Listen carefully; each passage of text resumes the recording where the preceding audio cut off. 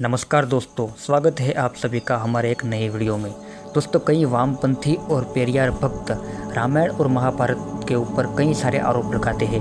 उनमें से एक आरोप का हम खंडन करने वाले हैं। आज हम बात करने वाले हैं कि भगवान श्री राम और माता सीता का विवाह क्या बाल विवाह हुआ था। भगवान श्री राम के ऊपर यह आरोप लगाए जाते हैं कि उनकी उम्र 16 साल और माता सीता की उम्र सिर्फ 6 साल थी तब उनका विवाह हुआ था। लेकिन यह बात पूरी तरीके से गलत है और कई ऐसे मिथ्याचारी और राष्ट्रद्रोही और धर्मद्रोही लोगों के द्वारा मिलाई गई बातें हैं और उनको आज हम ऐसा एक्सपोज करने वाले हैं कि आज के बाद पेरियार भक्त सवाल उठाने के लायक नहीं रहेंगे। दोस्तों, सबसे पहले ये श्लोक देखिए। इस श्लोक का भावार्थ हम पढ़ते हैं तो इस श्लोक में समुपस्थित यौवनो यह शब्द आया है। अब इसका भावार्थ हम पढ़ते हैं। राजा ने हाथ जोड़कर उनसे पूछा, यह दोनों कुमार गण भद्रा के गर्भ से उत्पन्न हुए थे, देवों के तुल्य पराक्रमी थे। ये दोनों हाथियों की तरह गति करने वाले और बैलों के समान है। दोस्तों, पूरा श्लोक यहाँ पर मैं आपका ध्यान जिस पंक्ति के ऊपर ले जाना चाहूँगा, जिस श्लोक के ऊपर, वो है यहाँ पर समुपस्थित यौवनो।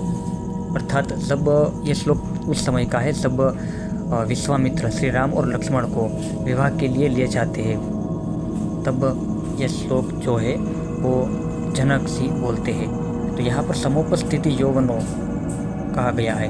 इसका अर्थ क्या होता है? समुपस्थिति यौवनों का अर्थ होता है जो युवान होते हैं। अब युवान कौन होता है तो ये हम देखते हैं सुश्रुत संहिता के हिसाब से। तो ये हमने सुश्रुत संहिता का श्लोक खोल दिया है।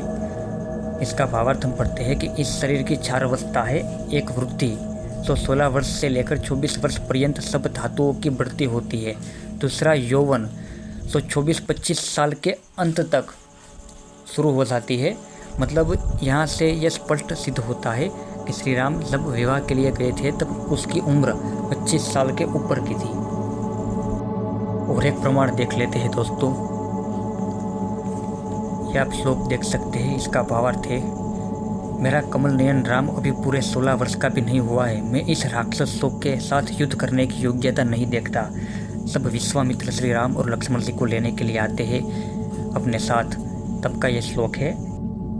यह जो श्लोक आया है दोस्तों, वो उस समय का है कि जब विश्वामित्र श्री राम और लक्ष्मण को ले जाकर वेदादि शास्त्रों की शिक्षा देते हैं और धनुर्विद्या और सभी प्रकार के अस्त्र शस्त्र की विद्या देते हैं। और उसमें लगभग 8 से 9 साल लगते हैं। मतलब वो विद्या देने के बाद 8 से 9 साल के बाद फिर श्री राम का विवाह होता है। तो यहाँ पर अभी श्री राम का 16वां वर्ष इस घटना में चल रहा था। इसका अर्थ है कि इससे भी 8 से 10 साल बाद श्री राम का विवाह होता है, यानी 25 साल या 25 साल के ऊपर की सब उम्र थी तब। लेकिन दोस्तों, अभी एक और प्रमाण हम दिखा देते हैं। यह देखिए, श्री राम की माता श्री राम से कहती है, रघुनंदन तुम्हारे उपनयन रूपी द्वितीय जन्म लिए 17 वर्ष बीत गए।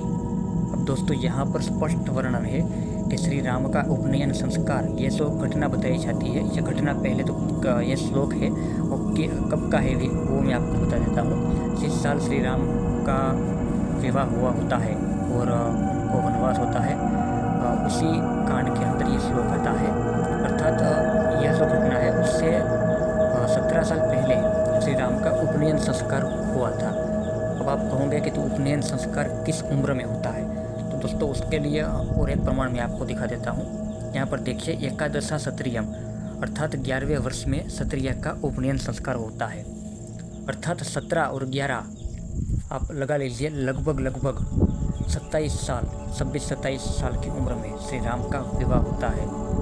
यह इस श्लोक से भी स्पष्ट सिद्ध होता है। लेकिन दोस्तों, इतने में नहीं, ये पेरियार भक्त को हम और एक श्लोक दिखा देते हैं।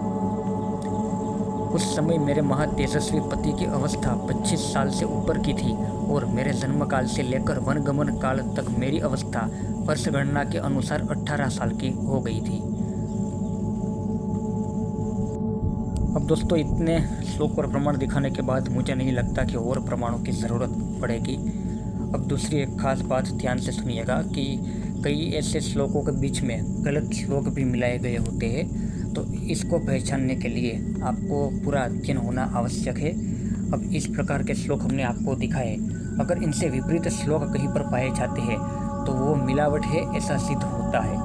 तो दोस्तों, अगर आपको ये वीडियो अच्छा लगा हो तो शेयर कीजिएगा और सभी सनातनियों तक ये वीडियो ज़रूर पहुंचाइए। और ऐसे ही सनातन संस्कृति के बारे में जानने के लिए हमारे चैनल को सब्सक्राइब ज़रूर करें। जय श्री राम।